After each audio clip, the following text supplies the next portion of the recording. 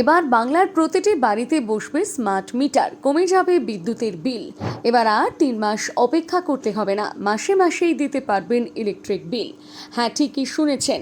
বহুদিন ধরে দেশের বিভিন্ন রাজ্যে কখনো চড়া হারে বিদ্যুতের বিল দেওয়ার পরিষেবা না পাওয়া নিয়ে ক্ষোভ বাড়ছে।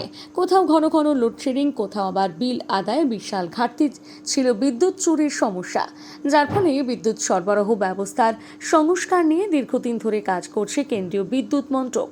আর তাই এবার পশ্চিমবঙ্গ, উত্তরপ্রদেশ, বিহার, পাঞ্জাব, হরিয়ানা, অসম, ছত্তিশগড়, গুজরাট এবং উত্তরাখণ্ড, এই 9টি রাজ্যে বিদ্যুৎ সরবরাহ ব্যবস্থার বেসরকারীকরণের পরিকল্পনা চলছে।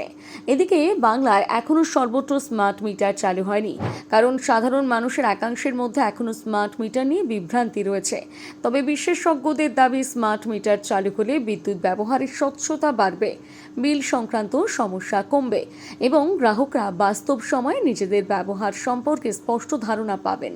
শুধু তাই নয়, বিদ্যুৎ উৎপাদন থেকে সরবরাহ পর্যন্ত পুরো ব্যবস্থায় স্বচ্ছতা আনতে স্বশাসিত কমিশন বা বিশেষ পর্ষদ তৈরির কথা ভাবা হচ্ছে বলে খবর।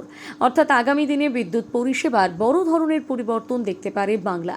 তবে এখন সবচেয়ে বড় প্রশ্ন, বেসরকারীকরণ হলে সাধারণ মানুষের লাভ হবে নাকি বাড়বে খরচ?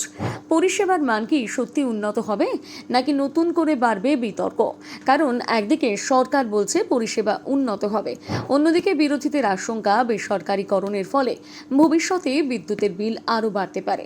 এখন দেখার শেষ পর্যন্ত বাংলায় বিদ্যুৎ পরিষেবা নিয়ে কি সিদ্ধান্ত নেয় সরকার। আপনার কি মনে হয়, বিদ্যুৎ পরিষেবা বেসরকারীকরণ হওয়া উচিত নাকি সরকারি ব্যবস্থাকেই আরও শক্তিশালী করা উচিত? জানাতে ভুলবেন না আপনার মতামত কমেন্ট করে।